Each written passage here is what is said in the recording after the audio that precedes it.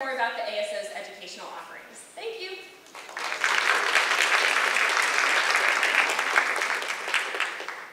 Thank you so much. Thanks for being here today. I'm Jennifer Barlament. I'm the Executive Director of the Atlanta Symphony Orchestra. And I'm a relatively recent import here to Atlanta and to the Woodruff Arts Center. And I have to say that today and yesterday and tomorrow are some of the most exciting days for us here at the Arts Center. When I walked in the hall yesterday and saw all of you here looking in your bags and getting ready and excited about what you're going to experience for the next 3 days, it just was very inspiring to me personally. I'm a native of Georgia, grew up in South Georgia, just recently joined the Atlanta Symphony Orchestra in January. And teachers have meant a lot to me in my life, obviously to all of us. And I have the wonderful opportunity here at the Atlanta Symphony Orchestra working with some of my own old teachers. And so on behalf of all of us here at the Woodruff Arts Center, I just want to say thank you for choosing to spend your time with us. Thank you for influencing the youth of our state and for working hard to make sure that they have wonderful, rich opportunities. So thank you. A little bit about the Atlanta Symphony Orchestra's education programs. They are rich and deep and broad. We have something for all ages, from the very youngest children, from preschoolers all the way on up to high school and pre-professional students. We have music experiences for the very young. We also serve about 40,000 students a year through our Concerts for Young People, which hopefully some of you and your students have experienced through the years. We also have in the area of building up young musicians, our youth orchestra, which is a year-round program that gives opportunities to perform at the highest level in Symphony Hall, side by side with our own ASO musicians in our Atlanta Symphony Youth Orchestra, which we're very proud of. It's a wonderful ensemble. We also have a program called the Talent Development Program that gives amazing pre-professional training opportunities for kids age 10 all the way through high school. And those children have gone on to become teachers and musicians, professional musicians, all kinds of different disciplines out there in the field. And so we're very proud of the work that we've done and proud to have the opportunity to work alongside with you to build up today's youth. So it's my tremendous honor to introduce our keynote speaker for today. She is an incredible woman. I think many of you had the chance to meet her out in the lobby. Her name is Marcia Tate. She's really the ideal person to speak here today. She has a strong background as an educator with a more than 30-year career in lots of different disciplines in education. She has local ties. She's the former executive director of professional development for the DeKalb County School System. She has a specialty in designing content to train professional educators. In 2001, she received the Distinguished Staff Developer Award for the state of Georgia, a great honor. She's currently an educational consultant. She founded a company called Developing Minds Incorporated. She's an expert on brain-compatible strategies to use in classroom teaching. She's taught over 450,000 people worldwide in her workshops. It's amazing. And this is my favorite. She's the author of 8 books, including Worksheets Don't Grow Dendrites, 20 Instructional Strategies That Engage the Brain. So a really brilliant woman and very insightful. She's also incredibly well educated. She has degrees from Spelman College, the University of Michigan, Georgia State University, and Clark Atlanta University. So please join me in giving a warm welcome to Marcia Tate.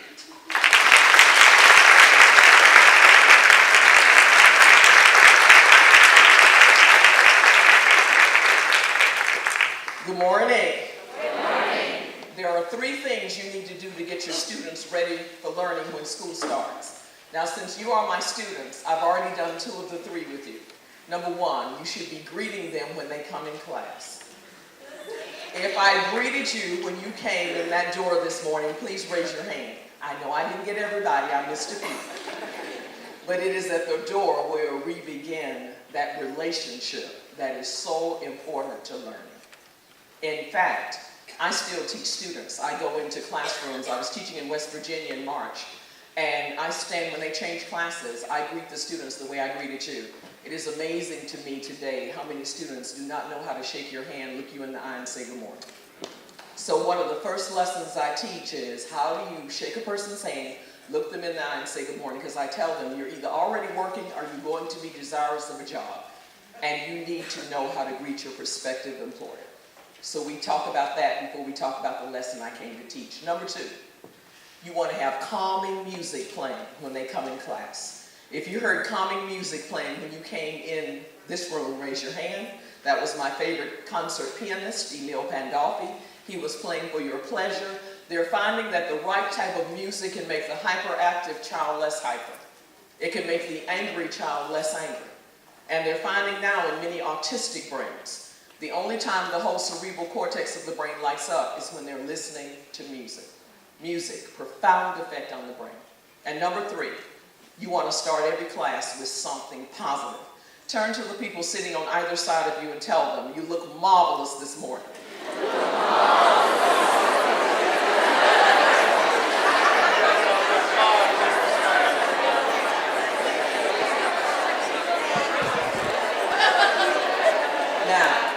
I'm looking at smiles and I'm hearing laughter. That's exactly what I want.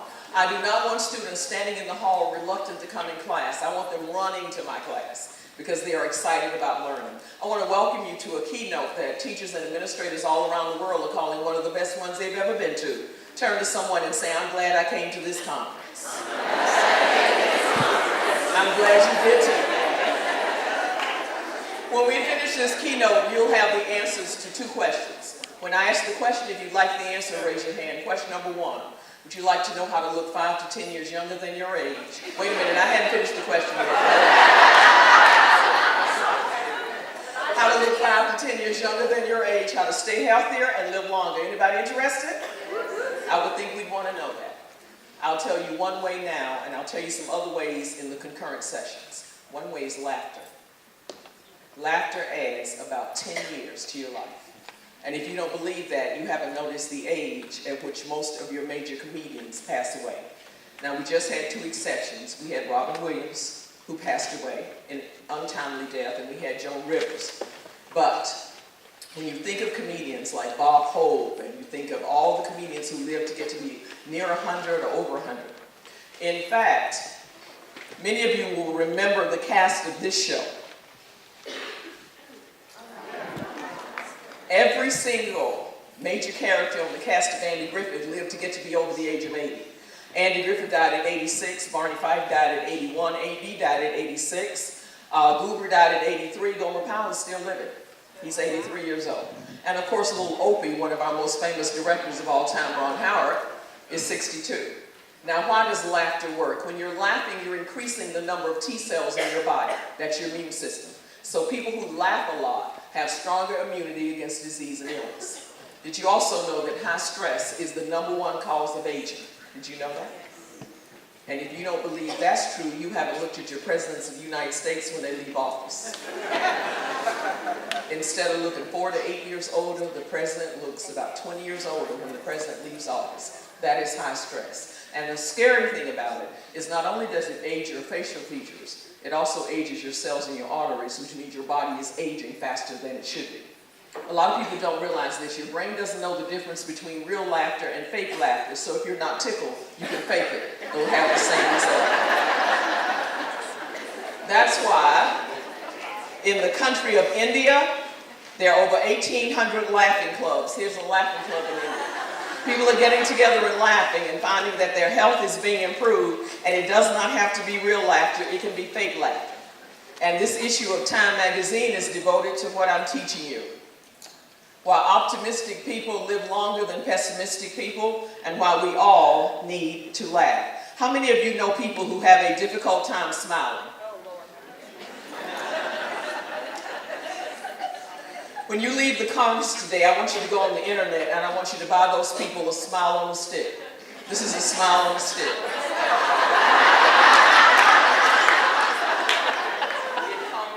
in all races. Go to humorproject.com. Humorproject.com. Get yourself a smile on a stick. It takes 13 muscles to smile. It takes 47 to frown. People work much too hard frowning. I will be telling jokes all day long. If those jokes are not funny, just fake the laugh. Here's your first joke. 3 women were enjoying conversation at lunch when one commented about the fact that as she's getting older, she's losing her memory. She said, "My memory is so bad. I can be sitting on the side of my bed at home and I can't remember whether I'm getting up or going to sleep." Another woman said, "Honey, I know what you mean. My memory's bad too. I can be standing on my stairs at home and I can't remember whether I'm going up or coming down." The third one said, "You all are pitiful.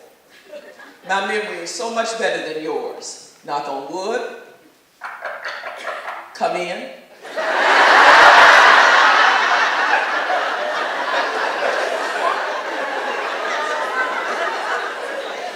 I never know whether you're really laughing or fake laughing, but it doesn't matter. Question number 2. Would you like to know 20 strategies? These are traditional strategies that can transform your classroom so that every student learns. Are you interested? There are 20 ways to teach the human brain, and it doesn't matter whether you teach pre-K or pre-calculus. This is the way you ought to be teaching. Not only will I give you a list of those 20 strategies, but my goal is to use at least 10 of them in the keynote. I once saw a sign that said, if you're not modeling what you're teaching, then you're teaching something else. Turn to someone and go, Every time I use one of the 20 strategies, I'll be writing that strategy on the screen. I'm going to ask you to open your folder that you received. You received a folder. Open your folder, please, and I want you to look on the left-hand side of your folder, and I want you to pull out the handouts for my sessions for today.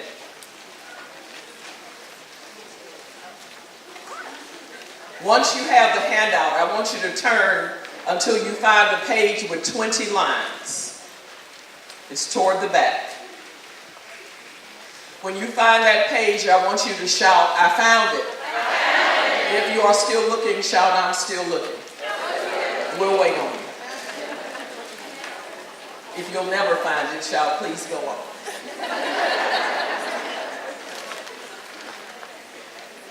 While you are looking for the handout, I want to introduce you to a person that I love dearly. I want you to meet my sister. Some people think we're twins. We're actually not twins. We're 6 years apart. But my sister is the Vice President of Human Resources for the Arts Center. Ellen, would you stand up right there, please?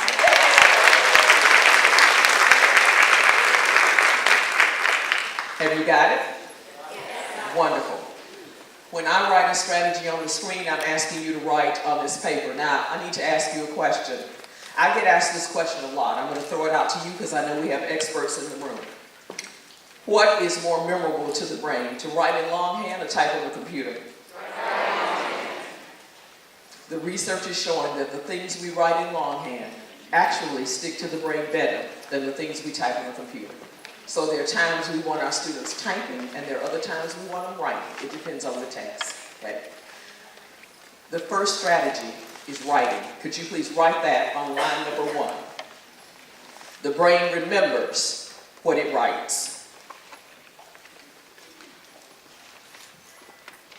How many of you have ever written a list of groceries to get at the store and left the list at home? Yeah. The fact that you wrote down the list helped you remember. But a word of caution about writing. Where are my teachers who teach in middle and high schools? I've been in middle and high school classrooms where teachers are asking students to take copious notes and they're continuing to lecture at the same time. That actually will not work. The brain can only pay conscious attention to one thing at a time, which means they're missing part of your lecture trying to get all your notes, or they're missing part of the notes trying to listen to the lecture. Watch the way we write today. We're going to write first and then discuss, or we'll discuss and then write. I'm not going to ask your brain to do 2 conscious things at one time. By the way, if the brain can only pay conscious attention to one thing at a time, what does that say for talking on your cell phone while you are driving? One of those is unconscious. And the latest thing is texting while driving, which is even worse. One teacher told me she saw a bumper sticker on the back of a car that said, "Honk if you love Jesus, text if you want to meet him."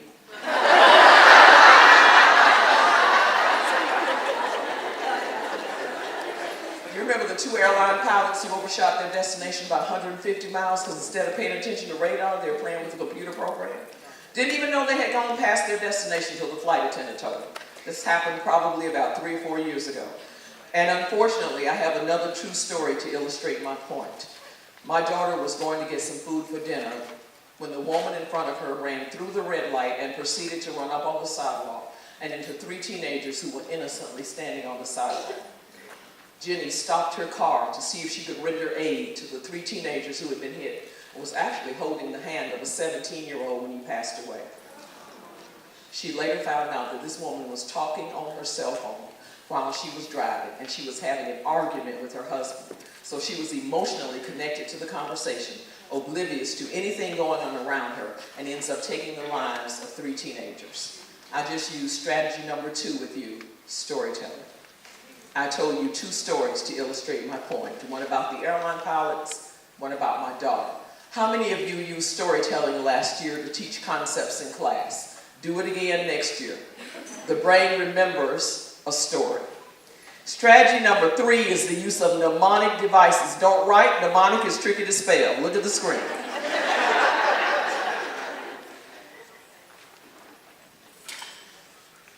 Mnemonic devices are acronyms and acrostics.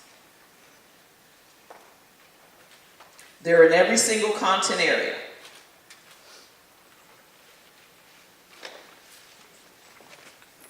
If I want my students to know the Great Lakes and social studies, I teach them Holmes, Huron, Ontario, Michigan, Erie, Superior. If I want my students in music to know the spaces is face and the lines every good boy does find. If I want my students in math to know the order of operations is PEMDAS, so please excuse my Deion Sally. Except when I teach students, I let them write their own. One young man took, please excuse my Deion Sally. You know what he changed it to? Please end my day at school.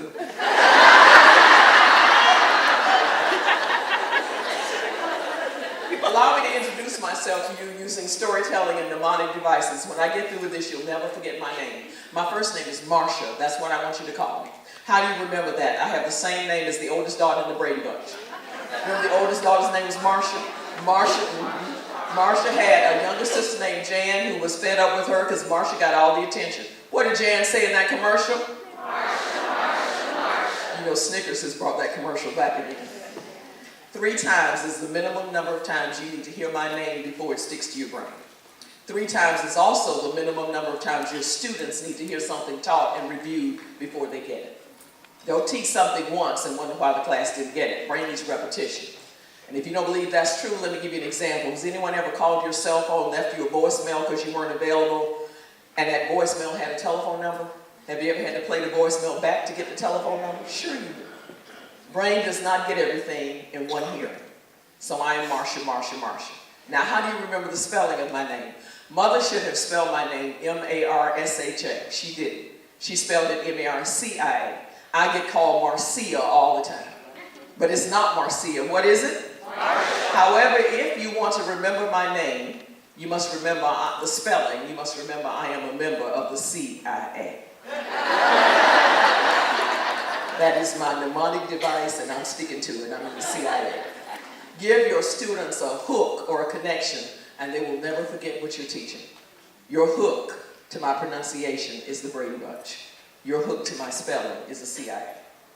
Now, even in a keynote, if I do all the talking and I don't engage your brain in any way, what percentage of this keynote will you remember by tomorrow morning? 10, about my name. That's about all you'll remember, right? 10%. That's all you can expect your students to remember of your content if you're not doing anything to engage their brain. I'm going to engage you in this keynote in 4 ways. You're going to be talking to each other. We're going to be moving. We're going to be writing, and we're going to be laughing.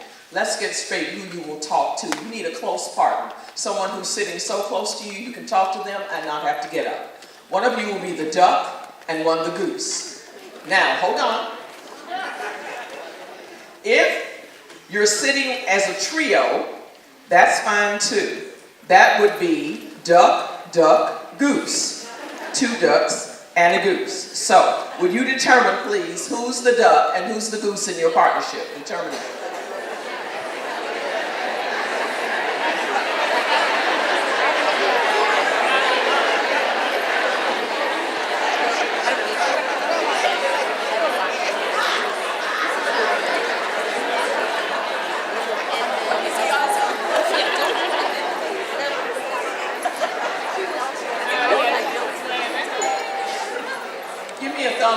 you just heard a chime.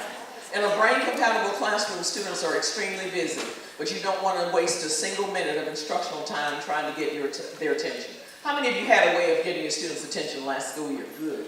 And it doesn't have to be a chime. One teacher told me when she needs her students' attention, she says, "Red Robin," and the whole class goes, "Yum." When I need your attention in this keynote and the breakouts, you're going to hear this. That means cut off your conversation and focus attention back to me. Does everybody have a partner, somebody to talk to during the keynote? Wonderful, wonderful. All right. If you would take that handout and turn back to the cover page, the agenda. Let's talk about what we're going to accomplish in the keynote, and then the rest of the agenda will be accomplished in the breakout session. In the keynote, I'm going to give you 3 reasons why all teachers need these 20 instructional strategies. Then I'm going to do an abbreviated lesson called Brain-Body Connections. Then we will finish the list of 20 strategies, and that's all I'll have time to do in the keynote. In the breakout sessions, we'll look at 5 facts about neurons. What 5 things ought to be happening in the classroom every single day if you want students to remember your content. We will play a game called 10 Characteristics of a Brain-Compatible Classroom. And then, if time permits, I'm going to skip all the way down to the model vocabulary lesson. I'm going to teach you some words that are so tough, they could easily be on the SAT. If teachers would teach their content area vocabulary the way I'm going to teach you today, students will learn unbelievable amounts of vocabulary and have fun doing it.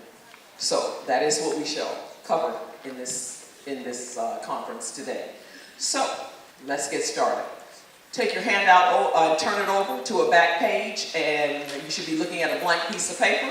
And on that blank piece of paper, I want you to number to 3. Just number to 3, please.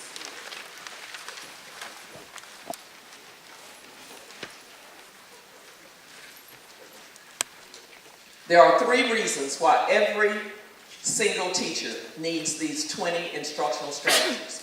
I want you to write those 3 reasons down. When I finish with the reasons, you're going to pick your favorite reason and you're going to tell your partner which one you selected. Number 1, they increase achievement for all students. They increase achievement for all students. Please underline the word all. These 20 strategies work for elementary students, middle school students, high school students, college students, adults. 10 of them will work in this keynote. They also work for special education students, regular ed students, gifted students, students for whom English is a second language, students who have characteristics of ADD. I happen to have a son who has characteristics of ADD. To say that school was a struggle for my child is an understatement. There was a time we thought he would not finish high school. And I'll tell you the story of Chris Lake. If only his high school teachers had used these strategies, my son would have been extremely successful in high school. Number 2, they decrease behavior problems. They decrease behavior problems.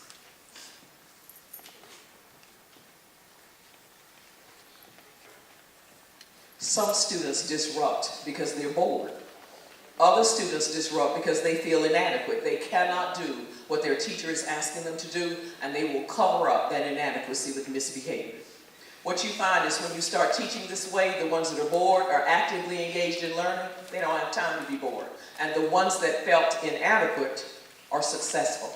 And the successful student seldom disrupts your class. And number 3, they make teaching and learning fun. They make teaching and learning fun.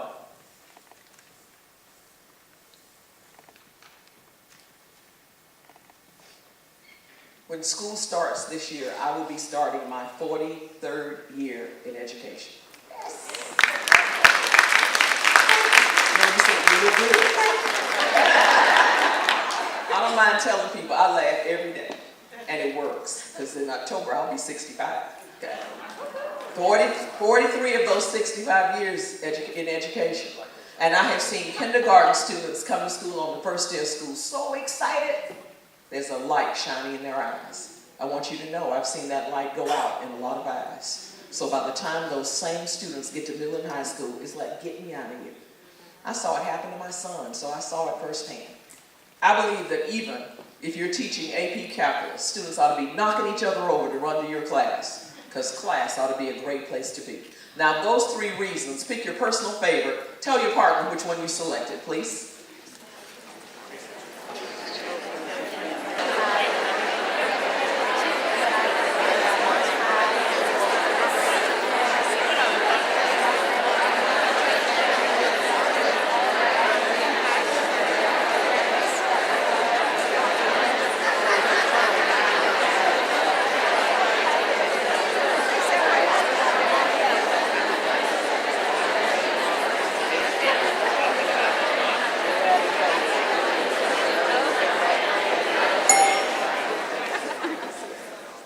Very good on the chime. Thank you very much. Okay. Let's take a vote. There's no wrong answer to my question, so it doesn't matter which one you picked. If you pick number 1, the increased achievement for all students, please raise your hand. That is our job as educators, to increase achievement for any student who comes in class. So if you pick that one, good answer. If you pick number 2, they decrease behavior problems, raise your hand. What if teachers could spend 95% of their time teaching and only 5% managing? Wouldn't that be wonderful? Look at what would get accomplished in a day. So if you pick that one, that's another good answer. If you pick number 3, they make teaching and learning fun, raise your hand. Everybody look around the room, because that's the majority. And I want you to know that whether I'm teaching this class in Atlanta, any of the other 43 states in the United States in which I've taught it, or any of the 5 continents in which I've taught it, more people pick 3 than any other.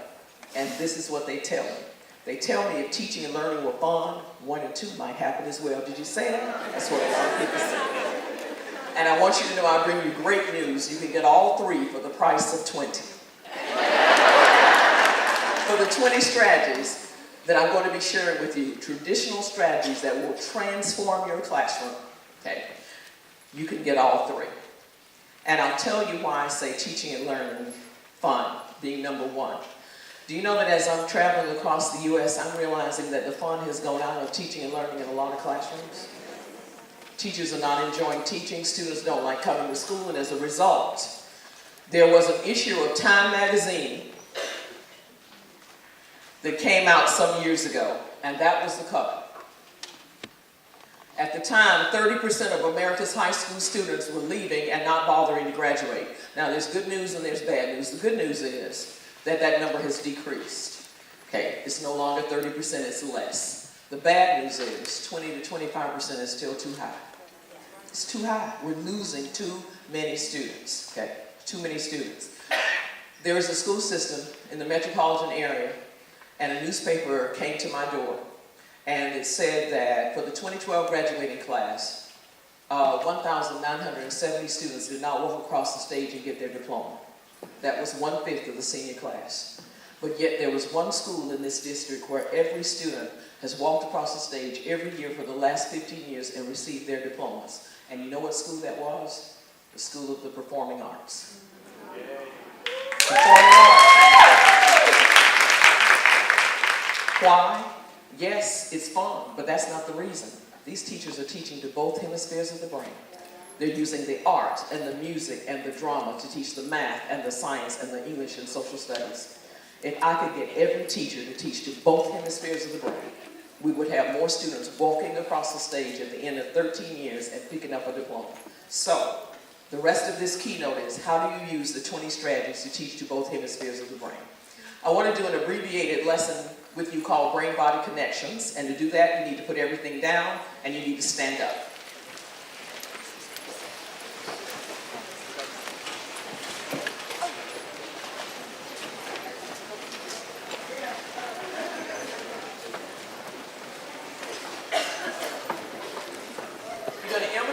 Things I'm doing. When we finish this, you're going to know 8 or more facts about your brain. Everybody put your hands together. If you're looking at your hands together, you look at a replica of your brain. Your hands together weigh 3 pounds, and that's what your brain weighs, about 3 pounds. Except your brain is more the consistency of tofu and Jell-O mixed together. Turn to somebody and go, ooh. By the way, that mix of tofu and Jell-O is why the NFL is taking a far more serious look at concussions. Okay? Please wiggle your thumbs. You're now wiggling the frontal lobe of the brain where problem solving and higher level thinking go on. In fact, they say when you can't remember something, you will do this. to stimulate the dendrites in the frontal lobe of the brain. But everybody, please lightly hit yourself in the head. Don't knock yourself out, okay? Rest your hands. How many times do you have to hit this before it sticks? 3. When you review, your students should be doing the talking, not you. Class, how much does the brain weigh? 3 pounds. It should be louder than that. 3 pounds. Consistency of what foods? Where does problem solving occur? You need to know that the frontal lobe of the brain does not fully mature until a person is in their 20s. That is why teenagers can make some bad decisions. How many of you have teenagers living in your home? Oh my God. The next time they do something crazy, please do not hit them in the frontal lobe. Just calmly look at them and say, I understand, dear, your frontal lobe is not mature yet. Put your brain back together. Just like you have 2 hands, there are 2 hemispheres of the brain, so let's separate our brain into hemispheres. Shake your left hemisphere. Left hemisphere people at one time were believed to be organized, structured, logical, verbal, mathematical. If any of those sound like you, please raise your left hemisphere high. Where are my math, science, and English teachers? Your hemisphere should be up. Okay, put it down. Shake your right. Right hemisphere people at one time were believed to be creative, artistic, musical, intuitive, and global. If any of those sound like you, please raise your right. Where are my art, music teachers, band directors? Your hemisphere should be up. Okay, put it down. Some people didn't raise either one. That old theory of left and right hemisphere is gone. Turn to somebody and say, that theory is gone. In fact, tell them that ship has sailed. The new brain research is telling us that everybody needs to be teaching to both hemispheres of the brain. Because while we are teaching, those hemispheres are talking back and forth to each other. So let's put our brains back together and let me show you what they talk over. Wiggle your fingers. They talk over your fingers, known as the corpus callosum. Everybody say corpus callosum. Turn to somebody and ask them, do you have a corpus callosum? And the answer is, I think so. Rest your hands. We're going to take it from the top. You'll have it now because this will be the 3rd time. The brain weighs what? 3 pounds. Consistency of what foods? When does problem solving occur? Which doesn't mature until a person is in there. Give me a characteristic of left hemisphere. Organized, structured, logical, verbal, mathematical. Right. Artistic, musical, intuitive, and global. And they work together and they talk over this. What was this called? Corpus callosum. Turn to your partner and say, you're so smart, you must be gifted. You may be seated. That is your knowledge.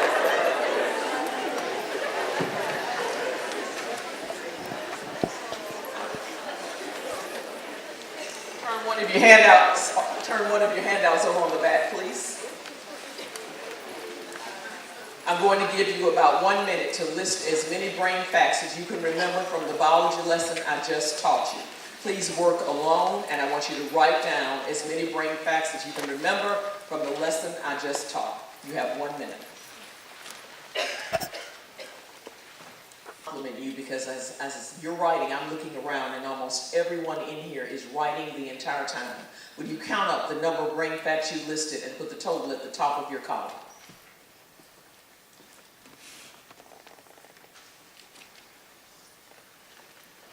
Now, in order to make an A on this activity, you need at least 8 facts about the brain. Don't stress. High stress is not good for you. Now, sitting next to you is a partner who heard the same presentation you did. This is what I want you to do. Compare your list to your partner's. Anything your partner has that you don't have, add it to your list, please. You have another 2 minutes to talk to your partner.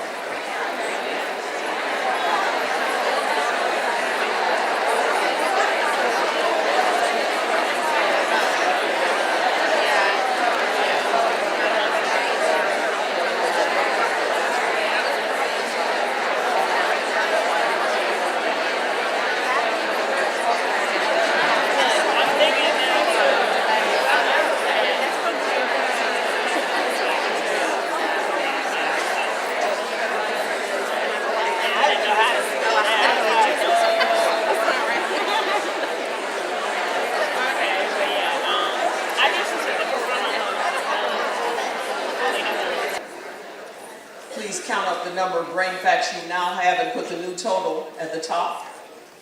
If it's not higher than it was before, you have my permission to get a new partner. Leave your list of brain facts, go back to your list of 20 strategies. We need to add to the list. I just used about 6 more strategies when I taught you that biology lesson. We're going to write those strategies down, and I'm going to give you the research as to why you must use these every day when you're teaching students. Number 4, the use of visuals. When they say a picture is worth 1,000 words, they're not kidding. Anytime you can show your students what it is you're teaching them, that is better than just telling them. I was your visual for that biology lesson. You looked at me and you knew what to do. Strategy number 5 is movement. The brain and body need to move. Next to the word movement, write the formula AS equals age. Does anyone know what AS stands for? Attention span. Good. Gifted person on this side of the room. The attention span of a student's brain is approximately equal to their age in minutes. So if you're teaching 7-year-olds, the average attention span is 7 minutes. For a 12-year-old, 12 minutes. For a 16-year-old, 16 minutes. Here's the bad news. For a 90-year-old, it's not 90 minutes. Who can tell me the longest time the adult brain can pay attention? No, it's not 30. 20 minutes. I told that to my minister, but the sermon is still lasting longer than 20 minutes. My sister and I are PKs, we're preacher's kids, okay?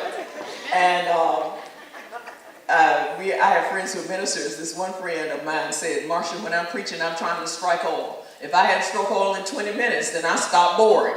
Get it? Stop boring people, okay? In the concurrent sessions, we're going to talk about the power of movement on the brain. Anything you learn while you're moving, you remember. Number 6 is role play. We need to be dramatizing and acting out what it is we're learning. Let me show you how much you learned from our role play that we did. You don't even need your notes. Everybody look this way. How much does the brain weigh? Consistency of what foods? And problem solving occurs where? Wonderful. Give me a characteristic of left and right. But they work together and they talk over this. What was this called? Wonderful. There are 3 reasons you remembered as much as you remembered. Number 1, we role played or acted out that whole lesson. Number 2, the second reason you remember was the repetition. I went over it more than one time. But the third reason you remember is strategy number 7, which is visualization. Visualization is seeing in your mind what it is you're learning.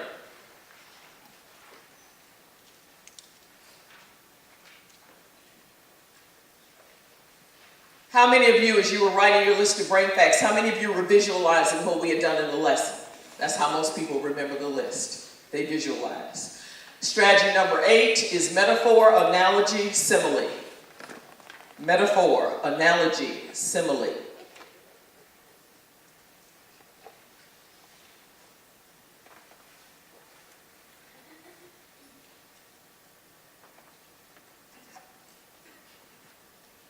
Your hands were a metaphor for the human brain.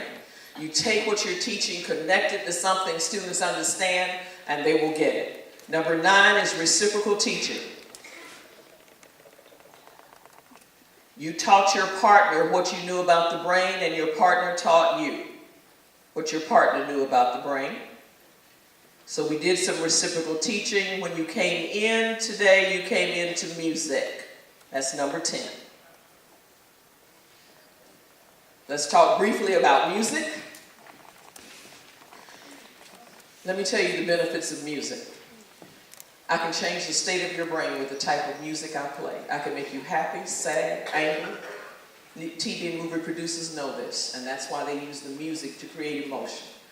The second thing you need to know about music is there's a math-music connection in the brain. I have a child who has a math-music connection. My middle daughter had 12 years of piano lessons. She sight reads music. She played the trombone in the high school band. Jessie knocked the top out of the SAT in math. The math-music connection. And number 3, music helps you remember. Anything we put to music, we stand a better chance of being able to remember. I want you to meet Warren Phillips, my buddy. Warren and I wrote a book together called Science Worksheets Don't Grow Dendrites. And until recently, Warren taught 8th grade science in Plymouth, Massachusetts. Warren took all the standards in Plymouth, Massachusetts, and he wrote songs so that his students could sing their way through any science test. We're going to sing along with Warren and his 8th graders. The tune is YMCA by the Village People. But the lyrics are S-K-I-N, because Warren's students have got to know the function of the layers of the skin. There are Warren's lyrics. Please sing along with Warren and his 8th graders to Skin. You'll hear Warren playing the keyboards. He also plays the guitar. Turn me up on the music here. Thank you.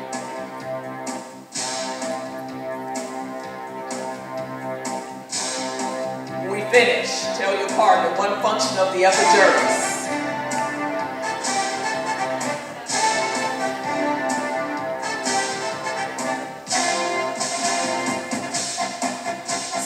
You there, tasted in the sun, epidermis. Damage may have begun that top layer. Helps protect us from harm like bacteria and bacteria. Your skin, shade from head to toe while it's naked. Many cells below plus the pigment. Melanin is displayed. It protects us from UV rays. I'm all wrapped up in my S-K-I-N. I'm all wrapped up in my S-K-I-N. It gives vitamin D, keeps your body gas-free, stops infections from getting me. Dermis. All right. Tell your partner one function of the epidermis, please. One function of the epidermis.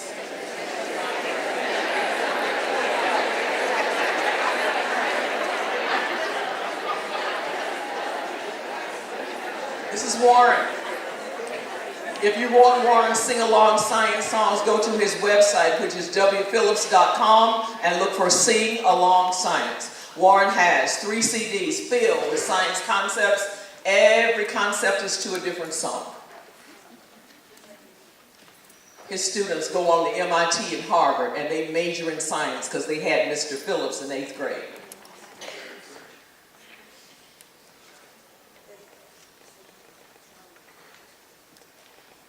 Let's finish the list. My time is almost up. Aww. That's what you want your students to say when you say class is over. You want them to go, aww. Number 11 is the use of graphic organizers. These are thinking maps, word webs, concept maps. In the concurrent session, we're going to do a graphic organizer. By the way, has anyone noticed that we've used the first 10 in this keynote? We've used the first 10 strategies. Number 12 is drawing. We're going to do some drawing in the breakout session. Number 13 is humor.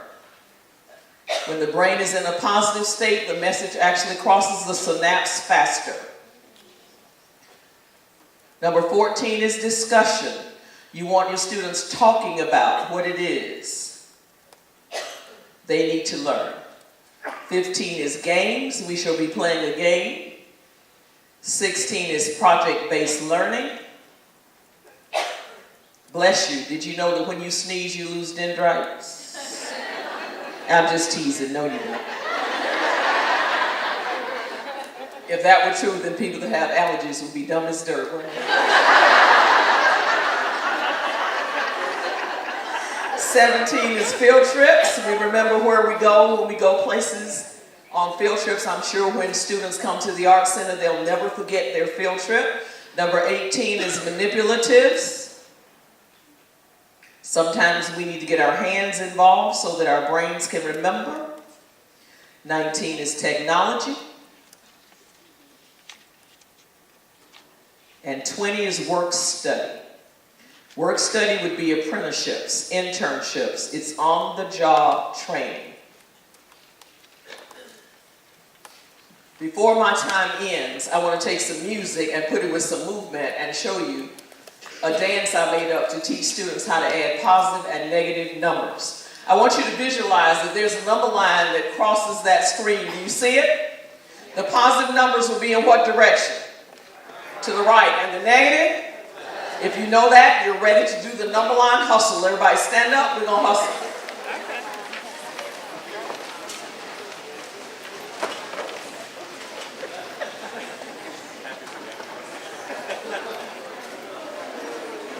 All you have to do is follow me. Music maestro. We're going to start with a positive 5. Which way are we going? To the right. Boom. 1, 2, 3, 4, 5. To a positive 5. Add a negative 3. Which way are we going? To the left. Boom. 1, 2, 3. What number are you on? What do you have to do to get back to 0? 2 to the left. Boom. 1, 2. Back on 0. Let's do one more problem. Negative 6. Boom.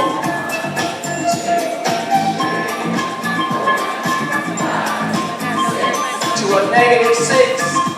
Add a positive 10. And we're going past the 0. When you get to the 0, throw up your hand and go, woo, and keep moving. Positive 10, boom.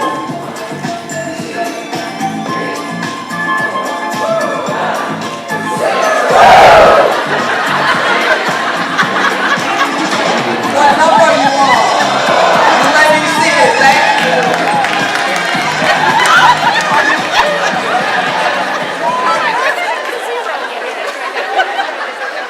Those people who got the 0 before we did, I hope you don't teach math.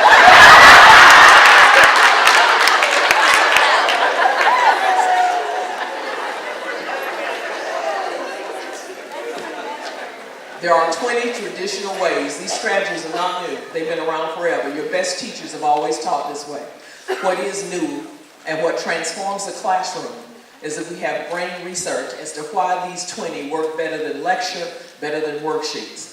I have written a bestseller called Worksheets Don't Grow Dendrites. And it's been translated into multiple languages. People all over the world are realizing there are 20 ways to teach. And I want to end my keynote with laughter. They say you always leave them laughing. Here's a true story. A first grade teacher attended my workshop, stayed with me all day long, and at the end she came up and she said, Marcia, I have to admit, I have turned into the worksheet queen. I've been giving my first graders entirely too many worksheets. In fact, I've been calling them worksheet fun packets. I told her that's the oxymoron. There's no such thing as a worksheet fun packet. One little boy looked at the stack of worksheets placed on his desk, and then he wrote his teacher a note, and while she wasn't looking, he slipped it on her desk. When she told me what was on the note, I said, you have got to mail it to me, and she did. Those of you who teach first grade, you know your students use invented spelling. This is the note, the original note. This first grader wrote to his teacher about her worksheet fun packets.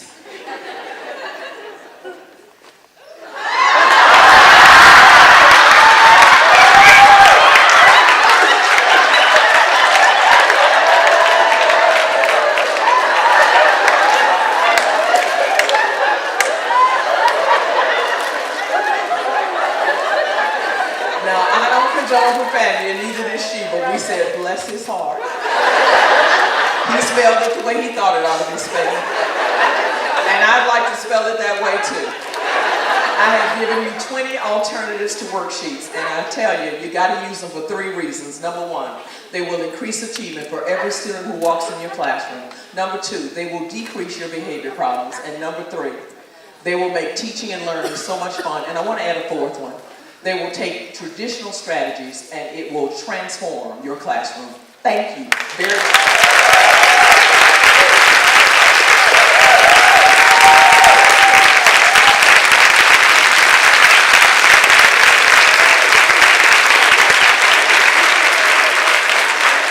I am to dismiss you so you are to go to your session. Have a wonderful, wonderful conference.